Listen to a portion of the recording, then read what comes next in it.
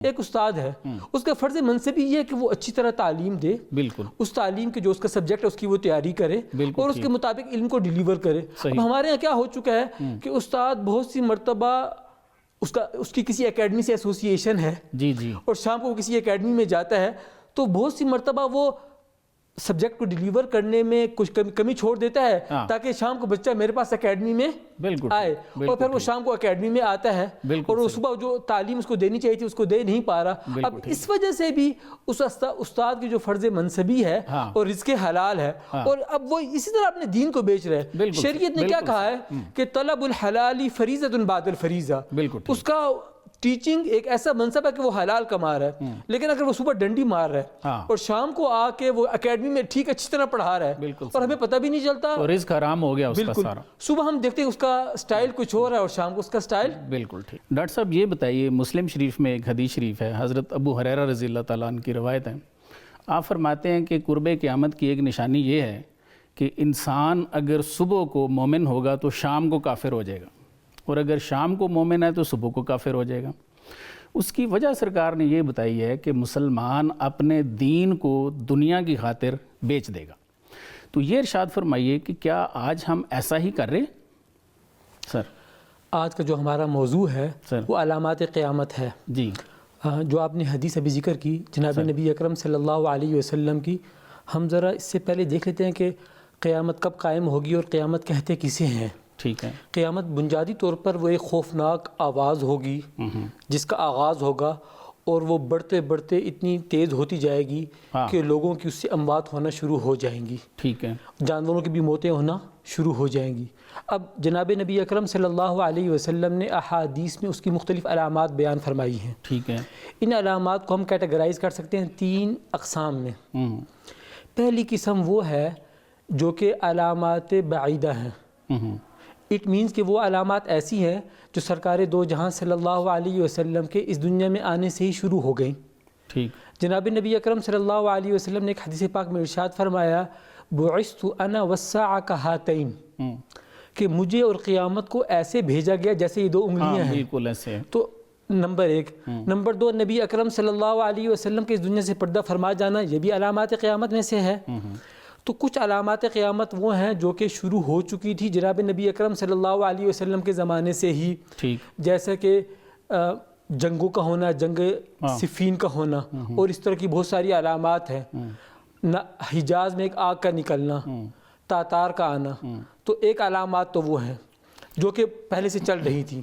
دوسری علامات وہ ہیں جو قرب قیامت کی ہیں۔ جی ہاں، قرب قیامت کی دوسری علامات وہ ہیں جنہیں متوسط علامات کہا جاتا ہے، جو شروع ہو چکی اور بڑی علامات تک وہ چلتی ہی رہیں گی۔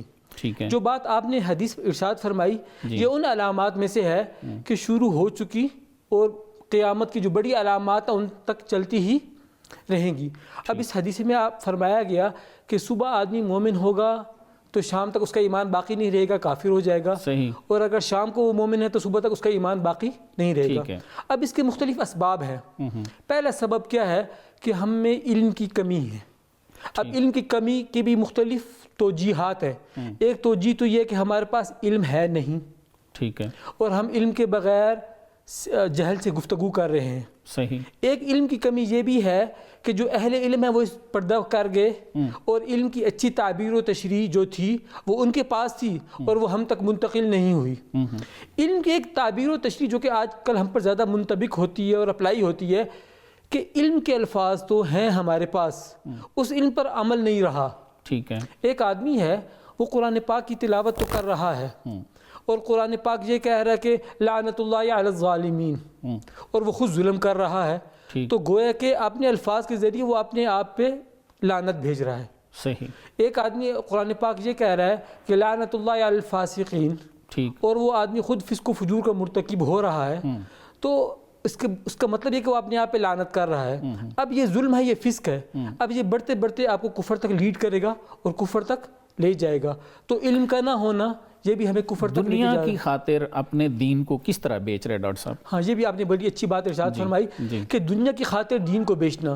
اب دنیا کے جتنے بھی ہمارے مشاغل ہیں، میڈیکل ہے، اسی طرح تدریس ہے، اسی طرح تجارت ہے، اب ان کی مثالیں لے لیتے ہیں.